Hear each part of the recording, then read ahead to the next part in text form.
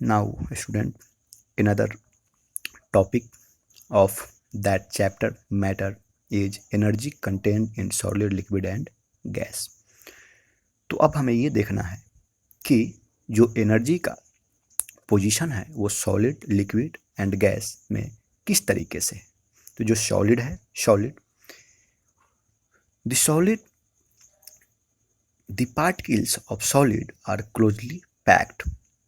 There is a strong force between the particles so that they are unable to move free and can only vibrate. Due to this, solids are stable and possess definite shape and volume.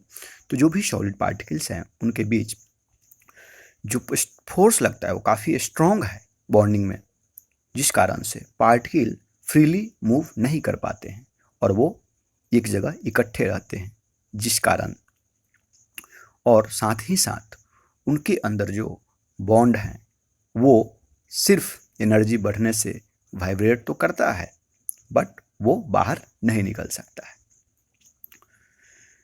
और चूंकि जो उसके अंदर atom है वो fix होता है, available रहता है, जिस कारण टाइटली बॉन्ड होता है एक दूसरे के बीच में, जिस कारण उसका डेफिनेट शेप होता है और वॉल्यूम होता है, वो चेंज नहीं होता है।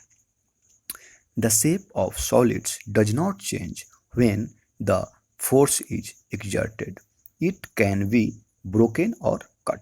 जो हम फोर्स, एक्सटर्नल फोर्स अप्लाई भी करते हैं सॉलिड पे तो वो ब्रेक तो कर सकता है बट जो उसका शेप है वो चेंज नहीं होता है।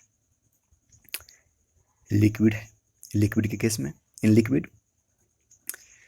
तो the intermolecular forces in case of liquid are important but the molecules possess enough energy to move around and hence they have a mobile structure.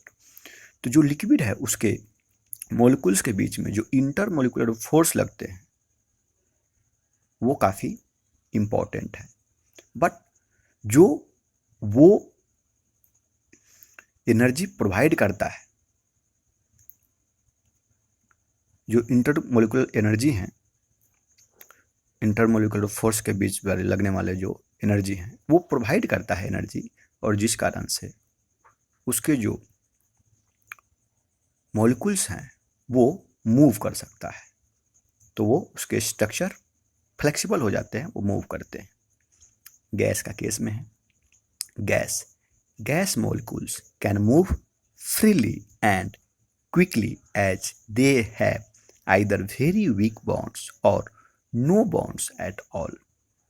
तो जो भी मॉलिक्यूल्स हैं गैस के वो काफ़ी फ्रीली मूव करते हैं, तो ये बिल्कुल ये दिखाता है कि उनके बीच जो बॉन्डिंग है वो काफ़ी वीक है, और बॉन्डिंग वीक है दैट मीन्स कि एनर्जी का जो लेवल है वो काफ़ी लो है। तो the intermolecular force is small और zero as gas molecules possess enough kinetic energy also there is a lot of space among them. तो चूंकि जो गैस है उसके बीच जो एटम्स हैं, उसमें जो एटम्स हैं उनके बीच जो बॉन्डिंग है वो काफ़ी वीक है, तो जैसे हीट एनर्जी हम देते हैं उसके एटम काफ़ी आसानी से इजिली फास्टली मूव करने लगते हैं। Also there is a lot of space among them, यानी उनके बीच में काफ़ी ज़्यादा स्पेस होता है। The size of the molecules is much smaller than the distance between the neighbouring molecules. तो जो मॉलिक्यूल्स के साइज है वो उस मॉलिक्यूल के बीच के जो डिस्टेंस है उससे भी काफ़ी स्मॉल होते हैं। तो आप समझ सकते हैं कि मॉलिक्यूल्स का साइज कितना छोटा होता है। कुछ इम्पॉर्टेंट प्रॉपर्टीज हैं सॉलिड, लिक्विड एंड गैस के। तो some important properties of solid, liquid and gas क्या है वो? तो general properties of solid, liquid and gas determines their uses. तो जो जनरल प्रॉपर्टीज है सॉलिड, लिक्विड, गैस के वो ये डिटरमाइन करता है कि हम किस तरीके से उसका यूज कर सकते हैं। We shall now learn about some important properties of solid, liquid and. जो ये सॉलिड लिक्विड गैस के बीच में सिमिलरिटीज है, डिसिमिलरिटीज है, वो उसी के बेसिस पे हम ये देख पाते हैं कि उसको किस तरीके से हम यूज कर सकते हैं। तो now similarities and dissimilarities between solid, liquid and gas. तो कुछ कंपैरिजन है, उसमें कुछ सिमिलरिटीज हैं, कुछ डिसिमिलरिटीज हैं। इस टेबल से हम लोग समझते हैं कि किस तरीके से वो जुड़े हुए हैं आपस में और किस तरीके से वो सिमिलर है और डिसिमिलर है। तो हियर सॉलिड, तो हम लोग ऑलरेडी समझ चुके हैं कि solid it has definite mass, solid में डिफिनिट मास है। Liquid it has also definite mass, उसके भी मास जो हैं वो डिफिनिट है। Gas it has also definite mass, यानी गैस भी है तो जितना उसका वेट होगा, जितना उसका मास होगा उतना फिक्स है। वो शेप चेंज हो सकता है बट मास तो फिक्स रहेगा वो। यानी कि तीनों के पास जो सिमिलरिटीज हैं वो मास का सब के सब डिफिनिट है। But in solid it has fixed shape, solid का जो शेप है वो फिक्स्ड है। But in liquid it has no fix shape, it's depend on the shape of the container. जैसा कंटेनर का शेप होगा वैसा वो चेंज हो जाएगा, वैसा वो शेप ले लेगा। और गैस के केस में has no fix shape, same liquid जैसा, इसका भी जैसा कंटेनर होगा उसके अकॉर्डिंग ये शेप लेगा।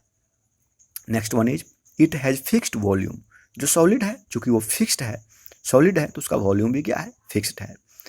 लिक्विड है इसका भी फिक्स ही होगा, तो हैज फिक्स्ड वॉल्यूम, क्योंकि जितना होगा शेप बदल सकता है बट वॉल्यूम चेंज नहीं होगा लिक्विड का भी।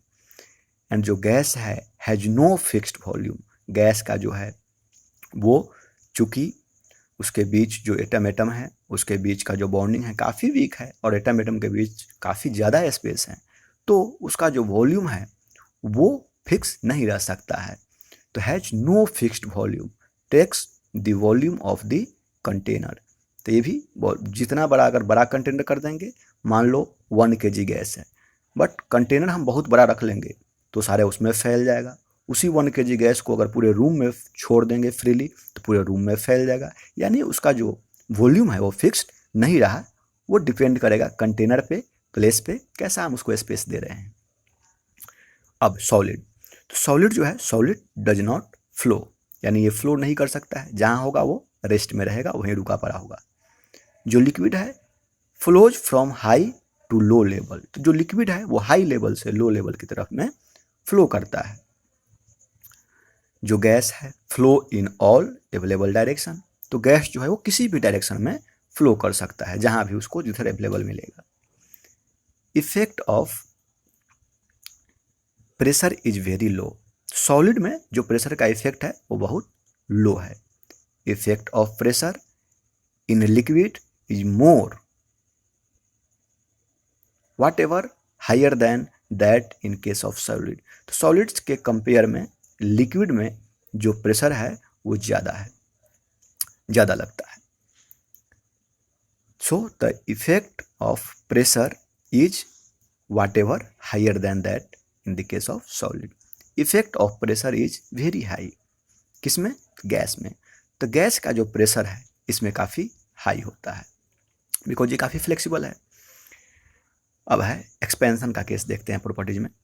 सॉलिड के लिए लेस एक्सपेंशन ऑन हीटिंग, जब हीट करते हैं सॉलिड को तो ज़्यादा एक्सपेंड नहीं हो पाता है, ज़्यादा नहीं फैलता है as compare to liquid and gas. But in liquid on heating expands more than a solid, तो जब लिक्विड को हम हीट करते हैं तो वो ज़्यादा फैलता है।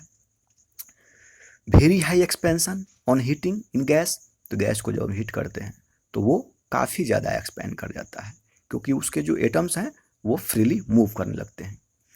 अब नेक्स्ट प्रॉपर्टीज है मॉलिक्यूल्स आर क्लोज टुगेदर, तो जो सॉलिड है उसके मॉलिक्यूल्स काफ़ी क्लोज होते हैं। But in liquid molecules are less closer than that solid, तो लिक्विड में सॉलिड के कंपेयर में कम क्लोज होता है। And in gas molecules are far apart, काफ़ी वो दूर होता है। अब हम स्पेस देखते हैं कि उसके एटम में, लिक्विड में और गैस में, सॉलिड में, लिक्विड में और गैस में उसके बीच इंटरमोलिकुलर गैपिंग जो होता है, बॉन्ड एटम के बीच में, वो क्या है। तो in solid small intermolecular space, तो सॉलिड सॉलिड के एटम जो हैं, सॉलिड के बीच में जो एटम्स हैं उनके बीच में काफ़ी स्मॉल गैप होता है, but in liquid intermolecular space are larger than the in solid, larger than that in solid. तो जो लिक्विड है उसमें इंटरमोलिकुलर जो स्पेस है वो सॉलिड के कंपेयर में कुछ ज़्यादा है, but in gas in this intermolecular space is very large. तो गैस के केस में जो उनके एटम एटम के बीच जो इंटरमोलिकुलर स्पेस हैं काफ़ी ज़्यादा है as compare to solid and liquid. In case of solid molecules are in regular order. Solid के जो मॉलिक्यूल्स हैं वो रेगुलर शेप में होते हैं, but in liquid molecules are no in a complete regular order. तो लिक्विड में जो उसके मॉलिक्यूल्स हैं उसके शेप रेगुलर में नहीं रहते हैं, रेगुलर ऑर्डर में, क्योंकि वो फ्लेक्सिबल होता है एज कंपेयर टू सॉलिड, ज़्यादा फ्लेक्सिबल है। और जो गैस है मॉलिक्यूल्स आर टोटली डिसऑर्डर्ड। तो जो गैस है इसके अंदर के जो मॉलिक्यूल्स हैं वो तो कोई भी शेप ले लेता है, तो ये तो बिल्कुल ही अल्टर है। तो इस तरह से हमने लर्न किया यहाँ कि जो सॉलिड लिक्विड एंड गैस है उसका प्रॉपर्टीज क्या क्या है, how solid liquid gas are similar and dissimilar. By using these properties we can understand and familiarize about solid liquid and gas.